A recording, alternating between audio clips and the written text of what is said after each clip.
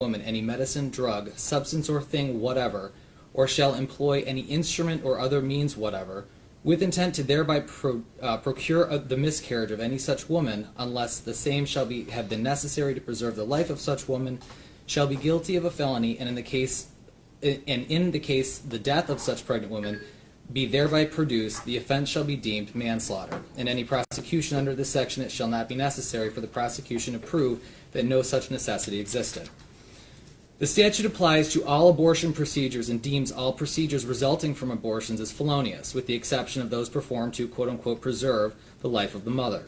It is undisputed that this statutory section remains, for lack of a better phrase, quote, still good law, quote, in the sense that it has not been legislatively altered since the inception or directly overruled by the courts. The ability of enforcement of MCL 750.14 has only been operational, or not, based on judicial rulings. This statute is the product of the 57th Michigan legislative session, notably comprised almost entirely of men. In 1972, our Michigan Court of Appeals addressed a challenge to MCL 750.14 after a physician was convicted under the statute. See People v. Nixon, 42 Mishap 332, 1972. The Nixon court addressed Dr. Nixon's challenge to MCL 750.14 as vague in the constitutional sense, and because it places the undue restraint upon a physician in the discharge of his professional duties. The Nixon court determined that the state of Michigan had no legitimate interest in prescribing first trimester abortions performed by licensed physicians, id. at 339. In 1973, Roe v. Wade was issued by the United States Supreme Court and held that a woman's fundamental due process rights encompasses a right to abortion. See Roe v. Wade, 410 U.S. 113, 1973 at 153-155. Roe was controlling until June 24, 2022, when Dobbs v. Jackson Women's Health Organization, 957 U.S. unnamed, 141 Supreme Court 2619, 2022, overturned Roe. From January 22, 1973, until the Court of Appeals found the instant defendants were not subject to the Court of Claims jurisdiction and therefore not subject to the preliminary injunction in the Planned Parenthood case, access to abortion was without question in Michigan until August 1, 2022. On April 7, 2022, plaintiff Governor Gretchen Whitmer, on behalf of the state of Michigan, filed suit in this court against 13 county prosecutors requesting declaratory and injunctive relief. The plaintiff relies on our 1963 state constitution, Article 5, Section 8, for the authority to bring such an action. The individual county prosecutor defendants are prosecuting attorneys in counties where abortion services or providers are located. The April 7, 2022 complaint seeks relief under two counts. Under count 1, plaintiff contends MCL 750.14 violates the Due Process Clause under Article 1, Section 17 of the Michigan State Constitution, citing the right to bodily integrity, bodily autonomy, and privacy. The court notes during the course of the hearing, plaintiff conceded the right to privacy under Michigan case law, and that issue is therefore not considered today. See Mahaffrey v. Attorney General 222 Mich. App 325, 1997. Under count 2, plaintiff argues that MCL 750.14 violates the equal protection provisions of Article 1, Section 2 of the Michigan State Constitution by arguing the statute cannot pass constitutional muster, as it is a statute which, by its operation, creates a sex-gender-based classification without being substantially related to an important governmental objective. On May 17, 2022, the Court of Claims issued a statewide injunction in Planned Parenthood of Michigan v. Attorney General, number 22-000044-MM, Michigan Court of Claims, May 17, 2022. That injunction was issued in part because the Court of Claims determined that if an injunction was not issued, abortion service providers and their patients face a serious danger of irreparable harm, id. at 13. On August 1, 2022, the Court of Appeals issued an order providing the Court of Claims preliminary injunction does not apply to county prosecutors. See In re Jarzenka, Order of the Court of Appeals, issued August 1, 2022, docket number 361470. Thus, following over 18,000 days, or nearly 50 years and multiple generations, reproductive autonomy for a woman's right to choose whether to bear children in this state was instantly called into uncertainty as enforcement of MCL 750.14 could occur and put providers of abortion and the medical community at odds with its 2 million actual or potential patients capable of having children. This court then issued a temporary restraining order on August 1, 2022 on the request of plaintiff in her official capacity as governor of the state of Michigan, restraining defendants, local county prosecutors from enforcing MCL 750.14. It is undisputed the Court of Claims injunction remains in place as it relates to barring the Attorney General on a statewide level from enforcement of MCL 750.14 today. In this Court's August 1, 2022 order, the Court concluded immediate and irreparable injury will occur if defendant prosecutors are allowed to prosecute abortion providers without a full resolution of the merits of the pending cases challenging MCL 750.14. The Court heard in-person oral argument on the testimony restraining order on August 3, 2022, and subsequently issued an extension of the temporary restraining order pending an evidentiary hearing on plaintiff's motion to enter a preliminary injunction. See MCR 3.310A. Injunctive relief is an extraordinary remedy and should only be granted when justice so requires. Fancy v. Egren, 177 Mich. App. 714, 1989. At the hearing, the party seeking injunctive relief has the burden of establishing that a preliminary injunction should be issued. MCR 3.310A4. Injunctive relief is, quote, an extraordinary and drastic use of judicial power that should be employed sparingly and only with full conviction of its urgent necessity. Quote, see Detroit Firefighters Association, Local 344 versus City of Detroit 482 Mich. 18, 2008. Quote, the objective of a preliminary injunction is to maintain the status quo pending a final hearing regarding the parties' rights. Quote, Michigan Alliance for Retired Americans versus Secretary of State 334 Mich. App. 238, 2020. Where a party seeks a preliminary injunction to prevent an alleged status quo violation, as is the concern in the instant case, the party must satisfy a two-step process. First, it bears the burden of establishing a four-part test in favor of the issuance of a preliminary injunction. That is, 1, the likelihood that the party seeking the injunction will prevail on the merits. 2, the danger that the party seeking the injunction will suffer irreparable harm if the injunction is not issued. 3, the risk the party seeking the injunction would be harmed more by the absence of the injunction than the opposing party would be by granting the relief.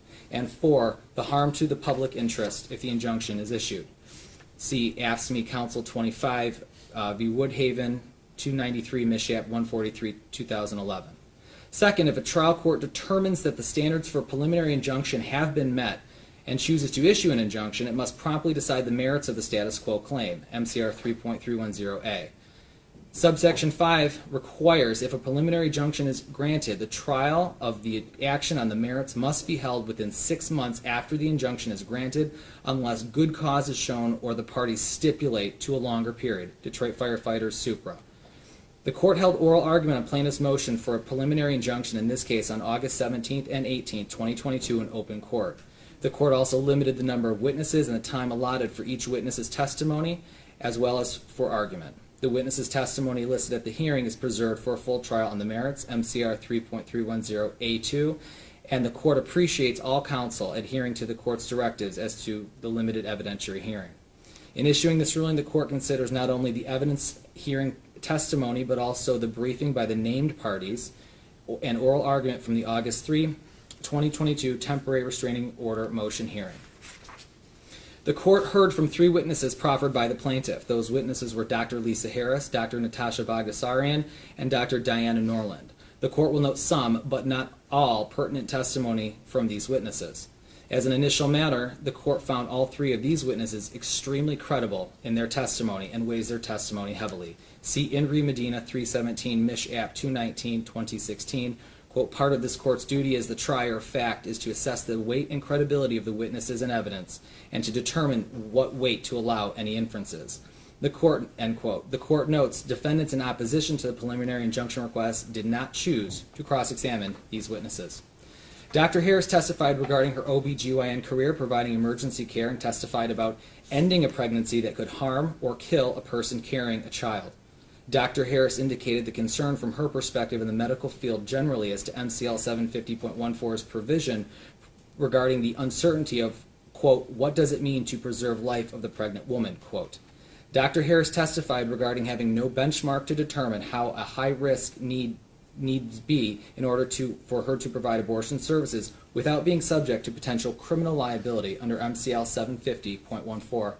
Dr. Harris testified about the distress of women and medical providers given the recent uncertainty in the law post-Roe and specifically in the morning hours of August 1st, 2022, before this court issued its temporary restraining order.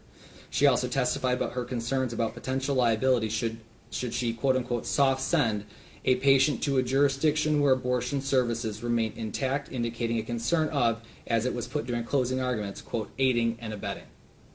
Dr. Bagdasarian is the Chief Medical Executive of the state at the Department of Health and Human Services. She testified as to the public health concerns, vulnerable population impact, and the concerns of the state in providing medical guidance as required by her job, given the uncertainty of how MCL 750.14, if applicable, would impact the medical community. She also testified regarding statistics of abortion in our state. Most notable to the court, abortions in Michigan are overwhelmingly safe for the person receiving the abortion care, statistically more safe than pregnancy itself, that most abortion patients are already mothers, suggesting either dire medical reasons for seeking an abortion or due to the financial constraints of having more children than one could care for, and that 90% of procedures occur within the first 12 weeks of pregnancy. Dr. Norland, the third witness, notably is both a doctor and lawyer. The court highly credits his testimony for having the appropriate intersection of both medical and legal knowledge in this area. Dr. Norland also lives in a county where one of the defendants, in opposition to the plaintiff's request, has acknowledged he may seek to enforce MCL 750.14 if able to do so. Excuse me.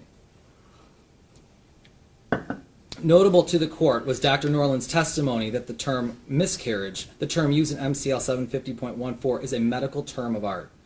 She testified in her opinion MCL 750.14 creates a question as to what exactly is the medical standard of care in relation to, quote-unquote, procuring a miscarriage. For example, in her opinion, an ectopic pregnancy, which will not result in the birth of a child from a medical standpoint, poses a great risk of death to the mother and requires treatment to end the pregnancy. The statute at question creates a medical legal uncertainty on the standard of care in those unfortunate situations which subject medical professionals to chilling repercussions from civil suits, loss of medical licensing, and of course, under MCL 750.14, felony prosecution, all while their patient faces extreme health considerations, including death. Dr. Norland testified these considerations would naturally be required to be considered by a provider before they could care for their patient should MCL 750.14 be in effect. Defendants in opposition to the plaintiff's request for a preliminary injunction proffered two witnesses, Dr. Priscilla Coleman and Dr. Gianna Kazan-London. Dr. Coleman was deemed an expert in the area of psychology of abortion decision-making and mental health outcomes, MRE 702. The decision to continue to deem Dr. Coleman an expert for purpose of trial is reserved, as discussed on the record. Dr. Coleman testified extensively about her research and publications regarding the mental health impact to women who have received abortions. On cross-examination, in the court's eyes, Dr. Coleman's credibility was seriously called into question, and her statistics and conclusions of her testimony reveal unhelpful and biased information for the court's instant inquiry. Notable was Dr. Coleman's indication that although there were, quote-unquote, very few psychological studies on instances of rape or incest resulting in birth, she nevertheless concluded, stunningly, that only 20% of those mothers harbor resentment toward that child. When questioned regarding peer criticism of her own work, Dr. Coleman alluded to bias and pro-choice interest groups being the issue, not empirical problems with her own methodology, which, not lost on the court, included one meta-analysis where an overwhelming amount of data was, in fact, her own. Specifically, testimony established that 22 studies were aggregated in the metadata study. Of those 22, 11 were authored by the witness and only 14 data sets were used. Presumably, the testimony revealed 11 of them created by the witness herself. Dr. Coleman's testimony is dismissed as not credible in a practical sense, completely called into question during cross-examination, nor helpful in assisting the court in weighing the factors for defeating plaintiff's request for a preliminary injunction. The court affords her testimony no weight. The final witness was Dr. Kazan-London. As an initial matter, the court thanks Dr. Kazan-London for her military service to our country. Dr. Kazan-London testified regarding her care for pregnant persons, mainly for high-risk pregnancy, and her one experience in assisting an abortion procedure. She testified at length about how she looks for abnormalities of the fetus in order to assist the patients with a care plan. On cross-examination, Dr. Kazan-London was significantly discredited in the court's mind regarding a personal bias in this area. The court also observed her demeanor significantly changed, including the tenor of her voice on cross-examination versus on direct examination.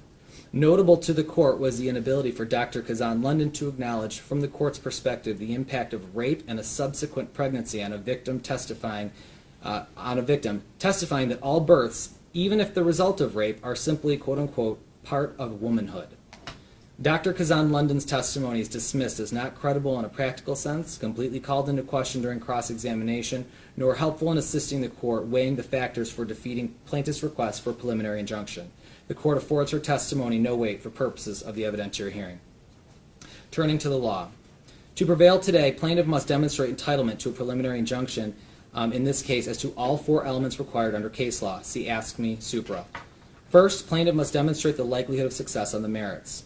In the absence of controlling federal law following Dobbs, as Judge Glacier noted in her opinion in Planned Parenthood, an initial question likely to be of interest to our state citizenry is the power of the state court to interpret Michigan's Constitution differently than the United States Supreme Court interprets the federal Constitution.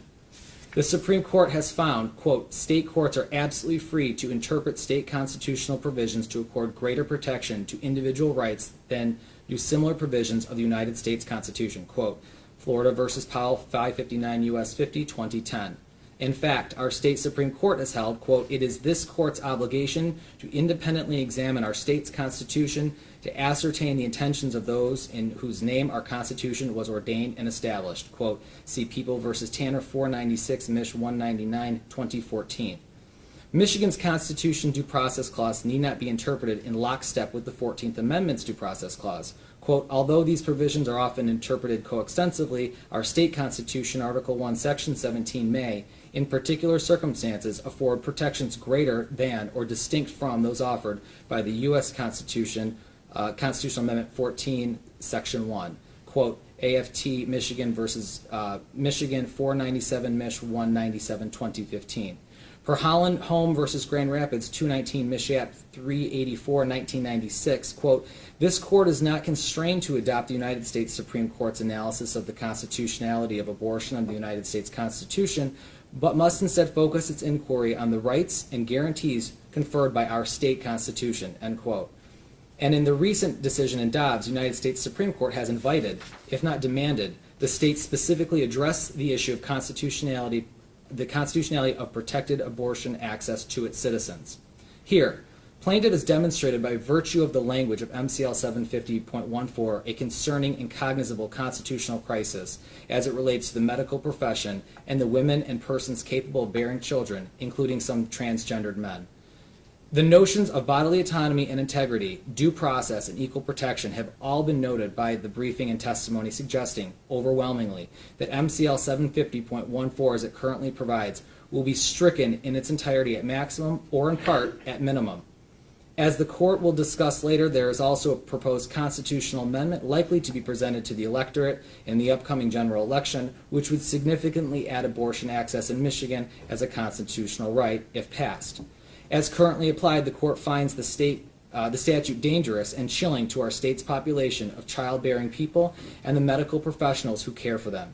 In Mays versus Governor of Michigan, 506, Mich. 157, 2020, our Supreme Court held that, quote, plaintiffs pleaded a recognizable due process claim under Michigan's Constitution for a violation of their right to bodily integrity, quote. The Supreme Court has additionally found, quote, the right to one's person may be said to be a right of complete immunity, to be let alone, quote, citing Cooley on Torts 29, Union Pacific Railroad versus Botsford 141 U.S. 250, 1891.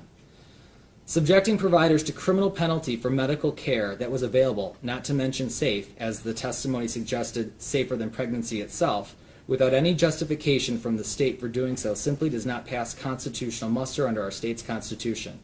Women and all persons capable of caring children, not having the ability and freedom to consult with their medical professionals without fear of prosecution, puts the government into the patient examining room. A person carrying a child has the right to bodily autonomy and integrity, as well as a safe doctor-patient relationship free from government interference, as they have been able to do so for nearly 50 years. Weaponizing the criminal law against providers to force pregnancy on our state's women is simply contrary to notions of due process, equal protection, and bodily autonomy in this court's eyes.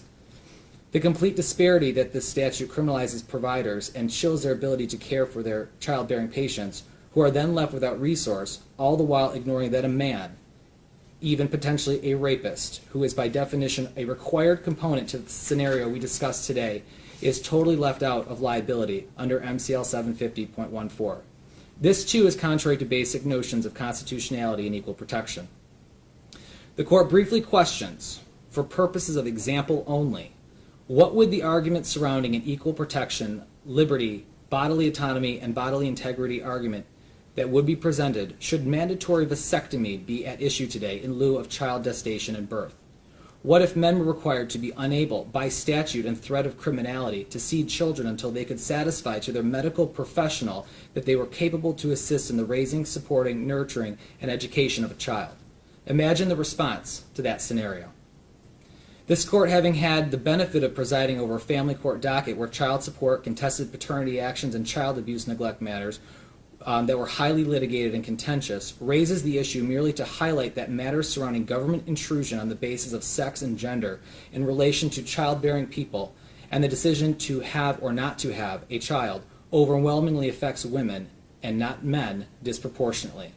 All the while, society is fully aware both parties are required to engage in a type of behavior that produces the factual scenario we discussed today.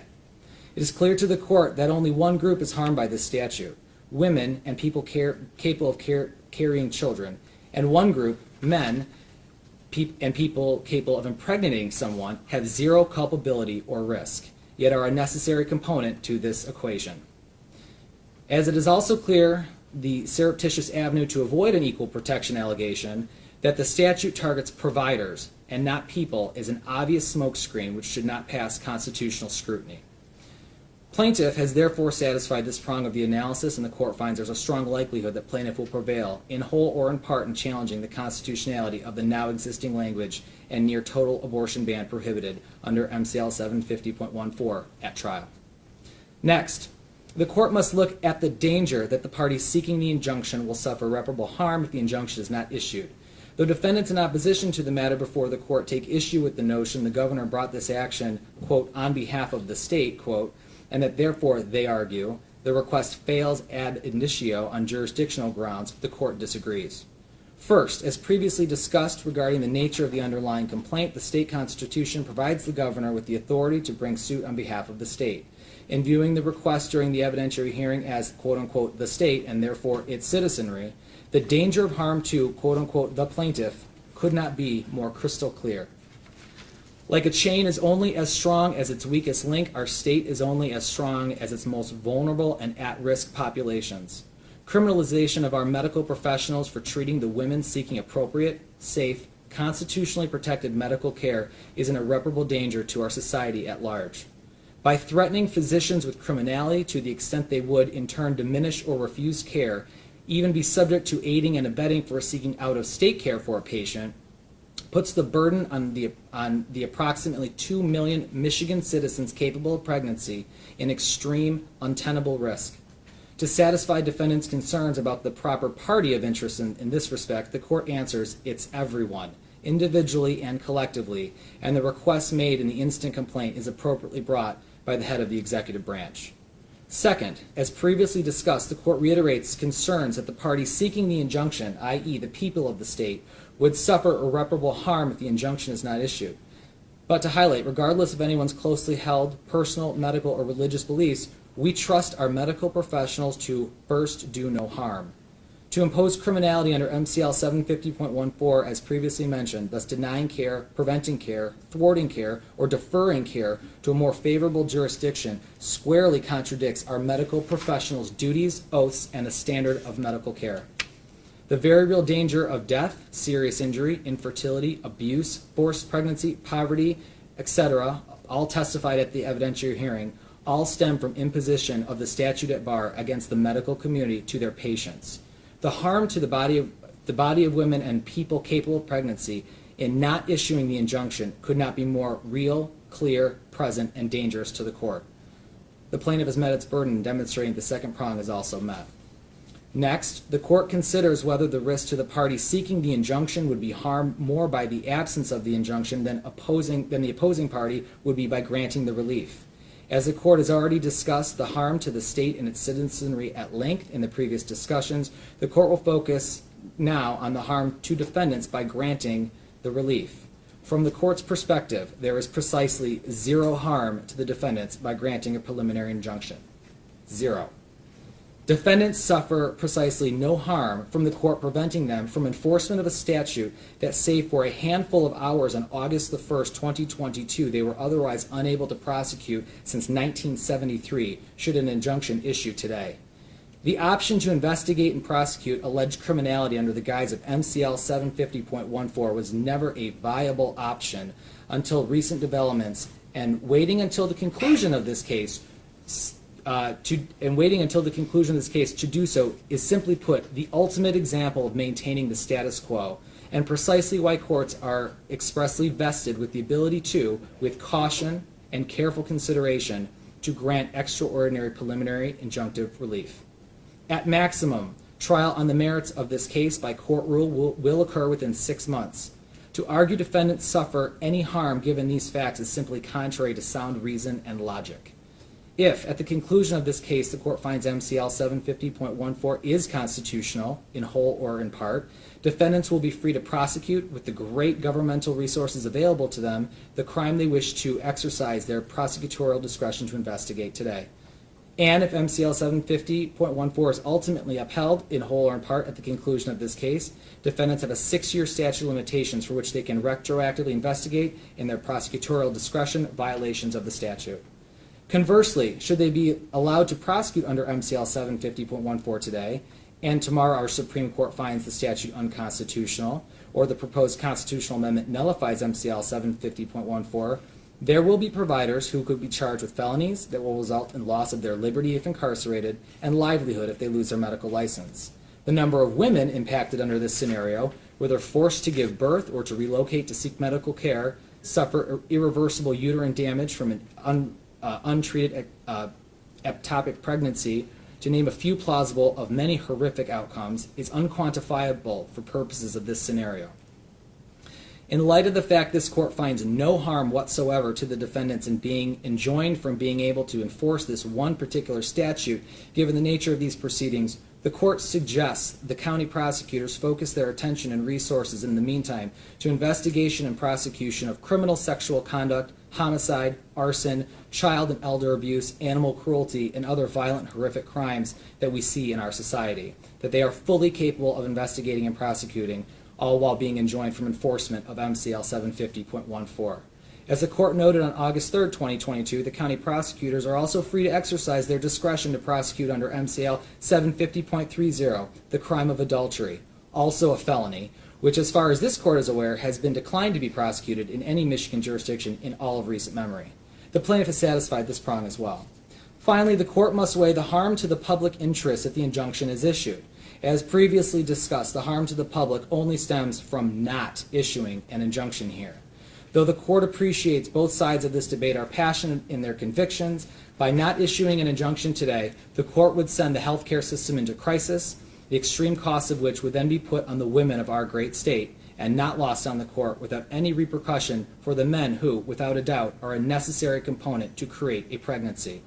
As a final note which weighs in favor of granting a preliminary injunction, the court must acknowledge that on August 31st, our State Board of Canvassers will meet and inform us whether a constitutional amendment will be on the ballot which could render this case moot.